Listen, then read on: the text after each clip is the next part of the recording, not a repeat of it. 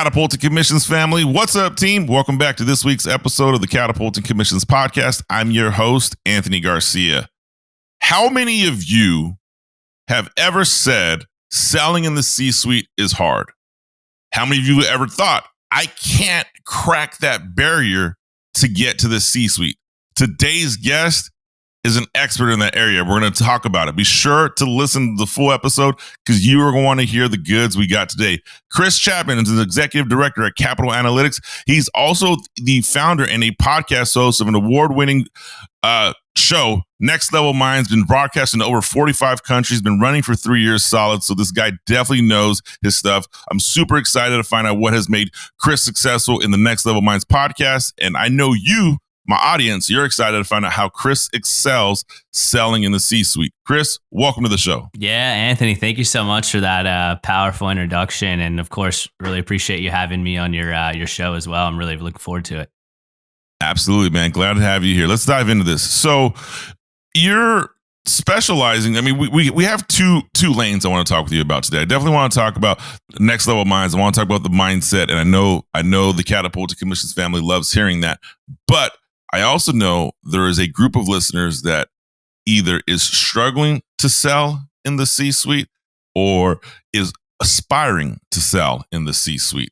So let's run down that C-suite venture. Before we go all on the skills, give us a little background on your sales background, business background, a little insight to the Catapult to Commissions family and who you are. Yeah, absolutely. So I've always loved sales. Ever since I was 12, 13 years old, I would go door to door asking people if I could, do yard work around their house, do random household chores. So that really taught me how to sell yourself because I was at an early age going door to door, figuring out what value I could add in exchange for money, of course.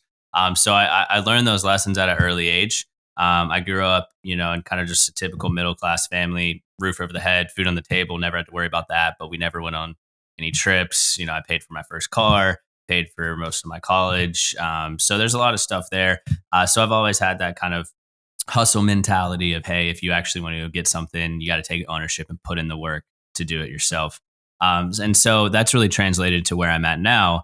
When I graduated college, my first role was in IT staffing and consulting. My role was to build relationships with IT managers, VPs of technology, CTOs, and try to essentially convince them to use our managed IT services and staffing resources. So I was, 21, 22 years old at the time, taking people out to lunch, to dinner, to golf, to happy hours. And that taught me a lot about how to build relationships with professionals within that space. And then did that for about a year and transitioned to where I'm at now, working as an executive director with Capital Analytics. And what we do is we create annual business publications. So think about Forbes magazine, essentially, but instead they're actually based on individual cities. So we do these in Charlotte, Atlanta, Miami, Nashville, a few other cities as well. And I cover our Charlotte, Atlanta, and Raleigh-Durham region. And basically what we do is we interview about 250 to 300 CEOs on why companies should do business within those cities that we cover. And then my role is really to handle the project from start to finish. But my role is also to sell digital ads, print ads, podcast ads, event sponsorships directly to these CEOs that we're actually interviewing for this publication. And so there's a lot I'm sure we're going to unpack there, but that's a little bit about me. Always love sales, always love business. And I've always learned on the podcast side of things, I've always loved learning. So I've always loved talking with successful folks on how they've built their business, their brand, their career. And at the same time, I've always loved impacting others, which is why I also do the podcast and the coaching side of things, Next Level Minds outside of all this. All right. Fair enough, man. Yeah. In what you sell in that C-suite, are you selling getting the interview? Are you selling getting the ads? I mean, I feel like there's two sales unwrapped in there. Yeah, no, it's essentially like a standard cold call. Hey, my name's Chris Chapman. I'm with Capital Analytics. We build business reports. I want to take the time to line up an interview with you. Here's the reason why. I don't do the interview. We have an editorial journalism staff who actually does that. But then I come back in after the interview and look at the interview with them, make sure everything's good to go. And then if there's a fit, I sell them on the advertisement side. So if I interviewed your company and you talked about how you're expanding to this place, you just started this service line, I would come back in and say, hey, listen, you mentioned you're doing this, that, and the other. There's some excellent ways that you could highlight that outside of the interview through an advertisement side of things. And then, so yeah, it is two parts to it. It's that initial cold call, which that's standard cold calling, getting, warm introductions. I go to, now that we're back in person for some things, I go to a lot of events and networking things, try to shake hands and essentially meet leads and stuff. So yeah, there definitely is two parts to what we're doing here. Okay. So in acquiring that first initial interaction, right? So I'm getting the interview and you're cold calling. Let's be honest here. You don't have direct access to some of your customers right away. Right. So how many touch points are you saying you're making before you get to that person? Well, here's where I used to make a big mistake when I first started doing this. I've been doing this for about 3 years now. And the first thing I did, this is the first time I've called directly to C-suite. And of course, there's executive assistants, administrative support staff. And I would treat those people like my enemy. I would say, let me talk to the CEO, let me talk to the COO, CFO, whatever the case is, who we're really trying to speak with. And then about a year later, I realized that those people can be your best friends. And those people can really be a strong advocate for you because they work with this CEO. I mean, they probably talk to them 5, 6, 7 times a day at least. They know their family. The CEO knows the executive administrator's family. And so for me, trying to actually build on that relationship too has helped a lot. But there are multiple touch points. I think, for some smaller companies, right, I'd say, maybe 50 and less, it's, direct contact to the CEO. Sometimes if you call, before 8:30 or after 5:30, you bypass that administrator or you bypass that, dial by name. Sometimes they actually straight pick up the phone. But I think if you're going past, 50 employees, then it's usually a dial by name, which then gets you on the phone with the admin or gets you on the phone with, in this case, could be public relations because it's an interview. So I'd say touch point wise, maybe 4 or 5 before you're actually having that, first conversation with the CEO. Okay. Now, are these all traditional phone calls? Do you ever do stop bys? Do you ever do like the old school door to door knocking and business cold calling? Yeah. So pre-COVID, we used to do all the interviews in person. So, I mean, we would go to every single office. We would record them essentially on Zoom. The editorial team would be on Zoom down at our headquarters in Miami. Except I would be in person, shaking hands, introducing the company. Yep. And I would do a lot of drop-bys. Like if someone never picked up the phone or I could, of course, everyone listening, there's those accounts where no one's picking up, no one's emailing you back. You're honestly thinking, is this company even real? Because no one's gotten back to you. There's numerous companies that I had to deal with like that. And I would drop by, and that's where confidence comes in because most of the meetings that I could never get on the phone or the email or all these other methods, I dropped by and actually ended up getting in contact with the right person. And now those same companies that were virtually impossible to meet with from that old school method of calling or emailing, those are actually now some of our biggest customers. And it's usually the toughest companies to reach are usually the best clients of yours because they have a lot of money to spend on your service or your product, but they're very protective because they also get a lot of calls and emails. So I like that method. And if anybody's doing that, what I would suggest is just going in extremely confident. I mean, I would go in and say, hey, I have a meeting with, let's just use John Smith, for example. I have a meeting with John Smith, and then they would ask, what time? And sometimes I'd be, oh, sorry, I mixed up the calendars. It's actually in a couple of weeks from now. Well, now that I'm here, I'd love just to chat for, one couple minutes here. And sometimes they'll say, hey, no, I'll tell them you stopped by. And what we would do is give them a business card and maybe a copy of another magazine from another market that we're in or a previous edition from one of the markets we're in. And that's helped. But a lot of times, again, depending on the size of the company, if you can go in with confidence, but also, hey, I really want to meet with so-and-so and be extremely nice and kind. Sometimes the CEO will come out and actually talk to you. And then all you need is 30 seconds or less. And then boom, you can actually get in the door. Okay.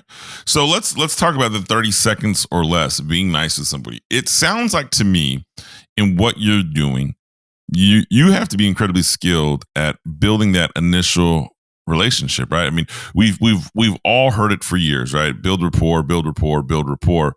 But I mean, your building rapport is incredibly fast. I mean, it is like either you like me, you don't like me, you're going to work with me.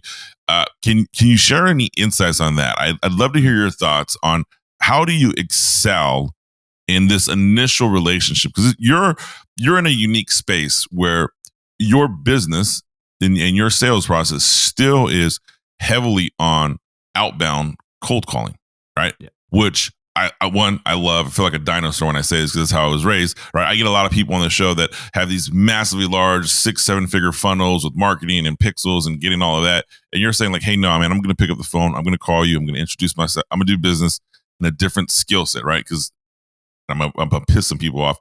Truly believe internet marketers and outside salespeople both have the same objectives, different skill sets. So, yeah, man, let's talk about this. How are you building this rapport at such a high level so fast? Yeah, on the phone, I think it's that preliminary research, right? Researching where they went to school before you even call. Their LinkedIn, where they went to school, where they worked at before. Looking at some mutual connections, having a list of name drops. So if I'm calling on, if I'm trying to build out our banking chapter for the publication, we interview 200 CEOs across 10 different industries. If I'm trying to build out our banking chapter, I have a list of 5 other banks that we've met.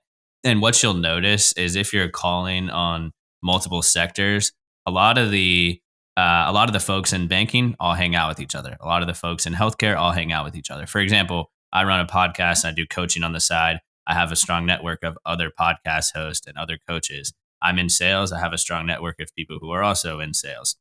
Same thing when you're calling on these potential customers and prospects here.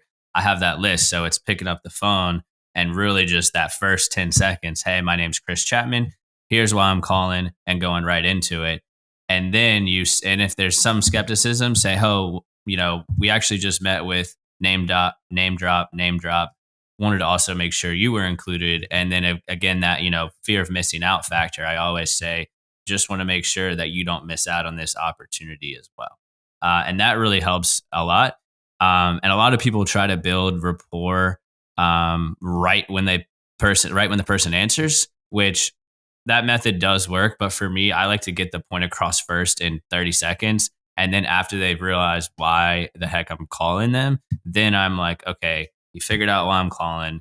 We got a meeting. Now I'm going to spend, 30 seconds kind of building some rapport. And so that way, when we actually meet, it's, hey, last time we talked on the phone on Thursday, you said you were playing doubles tennis with a friend. Like, how did that go? And that instantly gives you something else to build up in the next meeting.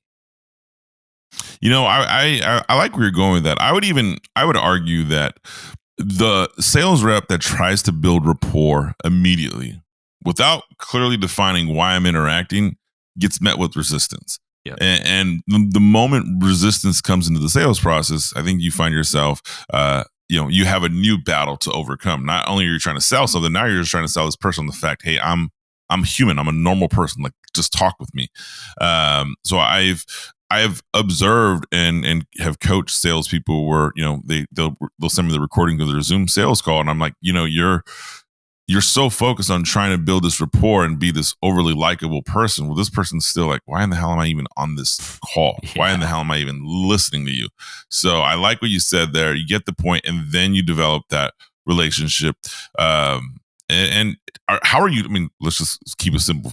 Keep it simple here. How are you tracking what people are telling you? I mean, because you just said in the same scenario, oh, hey, you played doubles tennis last week. How did it go? I'm not even going to give my thoughts on it. How do you keep track of all the stuff people are telling you? Yeah, I mean, it goes back to the CRM software, and I think a CRM software is only as good as you actually make it to be. It really can be your second brain if you actually put in the notes like you should. And every sales rep struggles with that. I mean, the CRM is like your death child sometimes because it's just so annoying to put in notes. But trust me, I mean, after every call, I'm making a quick note and saying, spoke with John, likes tennis, bring that up on next meeting. Or what I'll do if you want to bypass that way is of course, you're going to send a calendar invite to the person you're meeting with, but I also send myself a calendar invite. And then in that description, I'll put 5 or 6 rapport notes in there. And so that if I'm walking into the meeting, I just have to click on the invite that I sent myself, read the description. All right, tennis. All right, from here, went to this school. and then instantly having that touch point. Some of the best advice I got for newer or just even existing sales reps was the best sales reps out there know a little bit about a lot of shit. Um, for instance, I don't play baseball, but I can talk baseball. I play golf. I can talk golf. I don't like jazz music, but I can talk jazz music. I know a little bit about a lot so that I can connect with every single type of person. But it also helps in your territory. For instance, I do Atlanta, Charlotte, and Raleigh. Everyone in the Southeast personally loves college football. And so that's just an automatic kind of thing that you can bring up. So I think wherever your region is, maybe kind of figure out what the thing is there. You mentioned you're in California. So whatever your segment is in your territory, or if you're in Texas or the Midwest, figure out kind of that common ground that majority of everyone who lives there has, and then try to bring that up as a touch point. And then the last thing here is the best way that I think you can build rapport extremely quickly, even if you don't do the notes, is just simply asking the question, "Hey, Anthony, what have been some highlights of your week?" And that question opens up the door to so much. You can learn what they're passionate about, what they like to do. So a lot of people say, I went to dinner with my family. I mean, instantly that question can help you build rapport so fast without even having to have any like notes from a previous caller. Mm. Yeah, that seems like a fairly simple talk track. So simple. I know that there's people who don't execute it, so that's how I know that. And then two, I love the geographical relationship, right? I mean, I imagine your definition of USC is University of South Carolina, and my definition of USC is University of Southern California. A good colleague and friend of mine played football at University of South Carolina, and we've had this debate for years. But anyhow, totally get where you're going with that, man. So I love it. You find this intimate relationship, you find this intimate collection, Catapult to Commissions family. If you're not picking up what Chris is dropping here, let me be crystal clear. Your connection with your prospect, if you can't tell by Chris, it's incredibly authentic. Like, it's just an authentic connection. It's not self-serving. It's not misleading. It's not, sleazy sales bullshit. It's 100% an authentic approach to get to know your prospect. Because in Chris, you're selling to the C-suite. I'm assuming you're seeing these people or talking to these people numerous times before you get to your end goal. That's correct. So, yeah. So with that being said, it pays dividends just to be authentic with every person you contact with.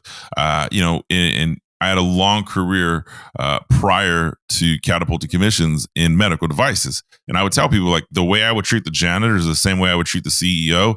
And you know what? It helped. It helped numerous times. Yeah. And I love that you brought up authentic real quick, because that was my biggest struggle. I mean, the first year of doing this, I did okay, right? I got by, I reached quota barely, but I mean, it was scraping by, versus now it's completely new heights. And the reason is because I wasn't authentic. I was 22, 23 years old, meeting with CEOs that had 30, 40 plus years of experience. And so my mindset, which was completely wrong, was like, you know what? I need to kind of fake it till I make it and pretend to be somebody I'm not. I need to act far more professional. I need to be extremely buttoned up. Versus my background is I grew up in Charleston, South Carolina.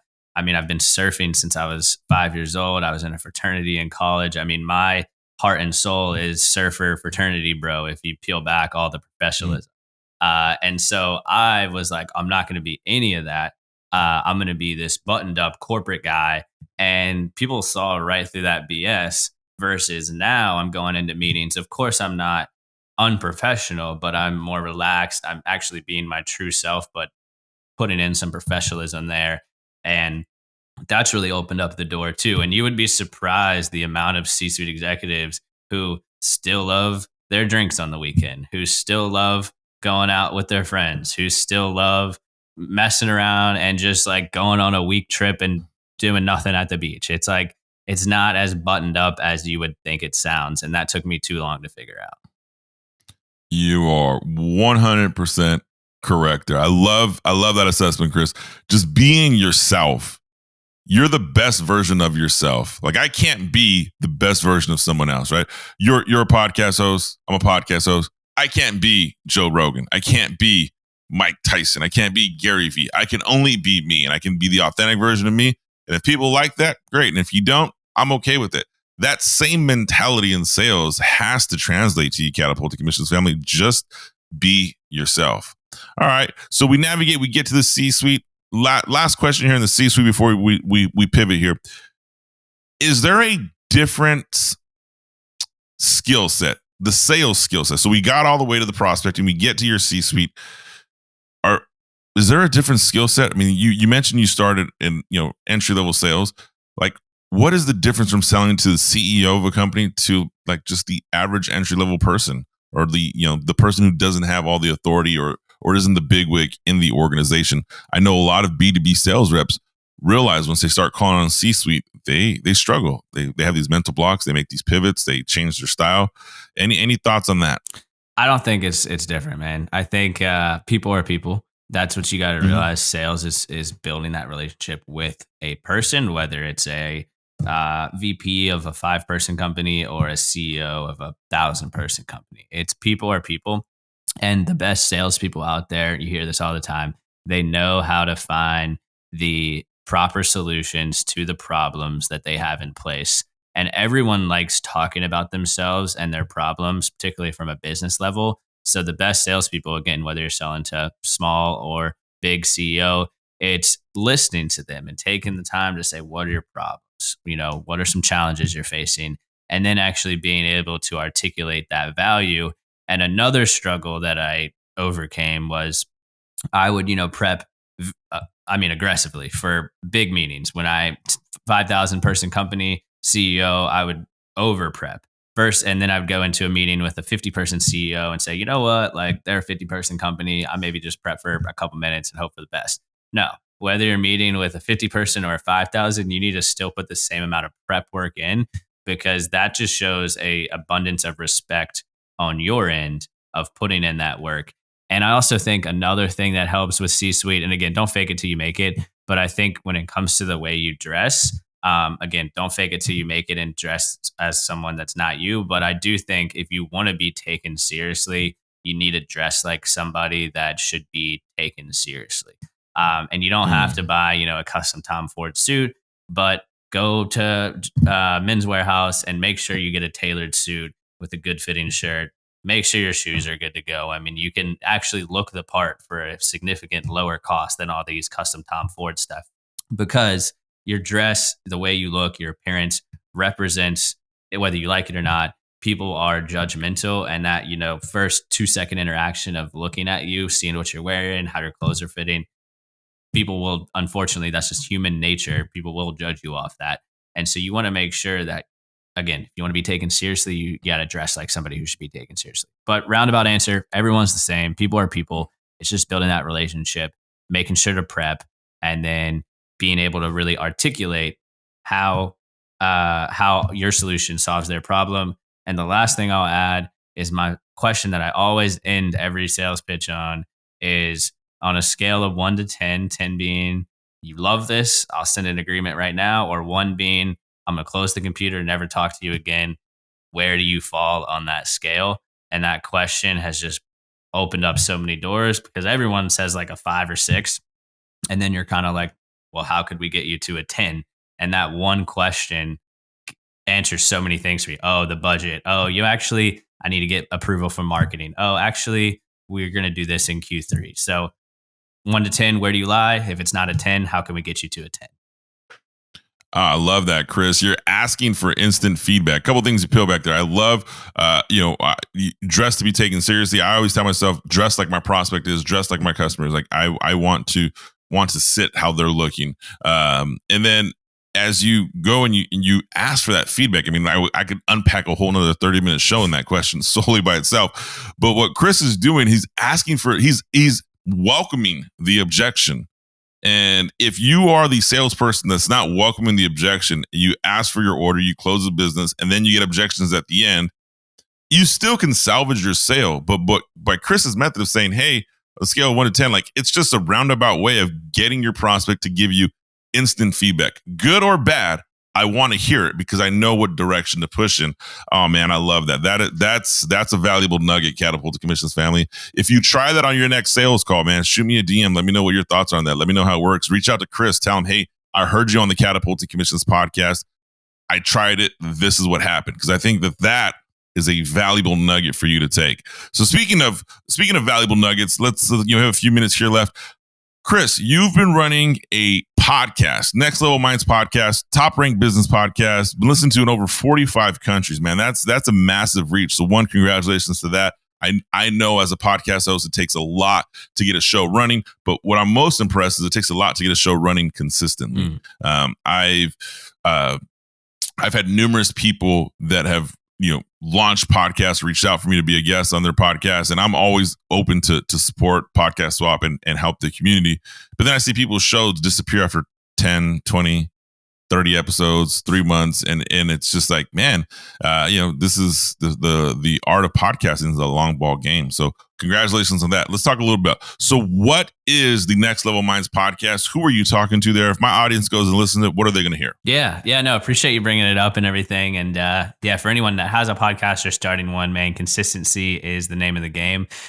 I don't care how many listeners you have to release when you say you're going to release. For me, it's every other Monday is with a guest. And then every third Monday is an episode by myself called Motivation Monday, where I talk about topics, anything related to personal development, goal setting, personal finance, habits, all that. And all the listeners can expect every other Monday, it's a guest. Every third Monday, it is a solo episode. But yeah, the Next Level Minds podcast is a podcast where I speak with founders, business owners, entrepreneurs, authors, athletes on, hey, how did you build your business from point A to point B? What failures did you experience? What adversities did you overcome?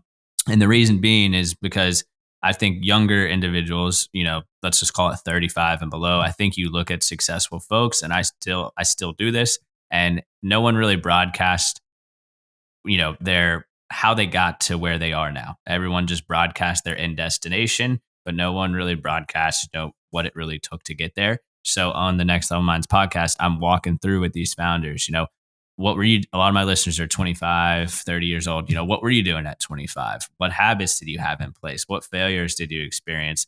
I know you didn't just end up with 4 businesses and 3 successful exits. So what was that like? And the reason I started that, I think I alluded to this earlier. I've always loved hearing stories about success. When I was 12, 13, 14 years old, my parents are very social. So they would have friends over all the time. And instead of just sitting in the back playing Xbox or something, I would just literally be out there like, what do you do for work? Do you have a business? How does this work? And then I've always loved sharing advice with people. And when I first got to Charlotte, I was like, I'm not as well versed in business as I should be to be able to give people advice or coach others. I love hearing stories. Let me combine those 2 passions into one thing, being the Next Level Minds podcast. I love it. It goes to show, right? Tony Robbins has the old quote. Everyone's saying, right? Success leaves clues. You're just saying, hey, I'm going to bring some people that are incredibly successful. And you know what? I'm going to make you give me the clues. We're just going to unpack this. We're going to unravel this. We're going to break down information and learn. That alone is incredibly insightful. And I know the Catapulting Commissions family will find value in that. Is there any successful habits or any successful nuggets of wisdom you want to share that have come from your time running the show that you think are relevant to the audience today? So as in success habits or habits related to hosting a podcast? Success habits. Okay, cool. Yeah, I think from the majority of people that I've spoken with, I think the most successful people are the most humble. And I think that's a big trait, because I think when you're not humble, I think you can let the success get to your head a bit. And then ultimately you're going to drop those habits that got you to that point. So I think having humility is big. And then I think just the standard habits, for me, I exercise daily. I drink a gallon of water a day. I take, different vitamins and supplements. I read every day, or read articles. It's either a book or an article, something that's getting me to learn. And the reason being is because your body and mind are tools for you to create success. Again, success and wealth are created by you, and those things are created by yourself. So you need to make sure to keep your body and mind at the highest caliber possible. And I think what separates, let's just call it 10 million and under millionaires versus 10 million to 100 millionaire plus, I think something that really separates those folks, and I've met multiple of those individuals, is just their desire and obsession with learning. There was a podcast the other day that I listened to with Jesse Itzler as a guest, and the guy hosting it was like, and Jesse Itzler is worth $1 billion. And the guy hosting it was like, dude, I saw you at my conference. You were front row taking pages and pages of notes. And Jesse Itzler is worth $1 billion. And he's still like sitting at this conference taking notes when he could easily be taking years off and just sitting on a beach somewhere. So I think the main habit is just that obsession with always wanting to learn and master your craft, whether it's sales, engineering. I know there's a lot of salespeople here. So sales, engineering, marketing, business, it's that kind of differentiator of I'm going to become an expert at whatever I'm doing.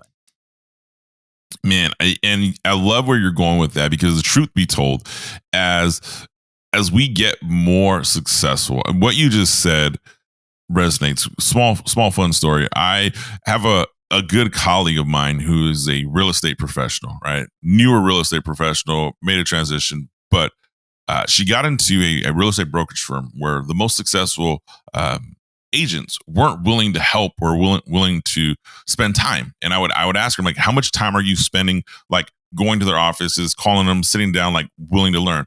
And she was.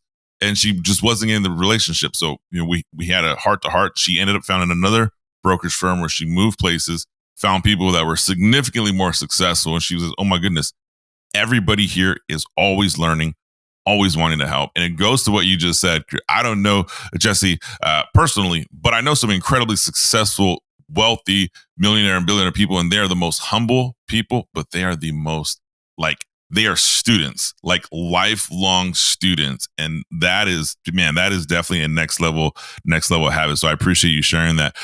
Chris, how does the Catapulting Commissions family find you? If they want to follow you on social media, they want to get connected with you, where should I send these folks to? Yeah, man, LinkedIn's probably the best way. I post there 3 to 4 times a week. I'm very, very consistent with my posting. So it's just Chris Chapman on LinkedIn. Instagram's easy to find too, but I want to stick to LinkedIn because I'm not as consistent as I should be posting on Instagram. So LinkedIn's the best spot. And then, of course, the podcast is just Next Level Minds. It's on, Google Podcast, Apple, Spotify, kind of the whole nine yards there as well. Awesome. Well, I appreciate the Catapulting Commissions family. You will find the links to Chris's LinkedIn profile, also to the podcast Next Level Minds, in the show notes below. Do me a favor, go get connected with Chris. If you find some value from today's show, reach out to him. Let me know. Reach out to me and let me know. Chris, I wish you nothing but abundant success this upcoming year, man. And Catapulting Commissions family, you know what to do. Like, subscribe, comment, and I'll see you next week.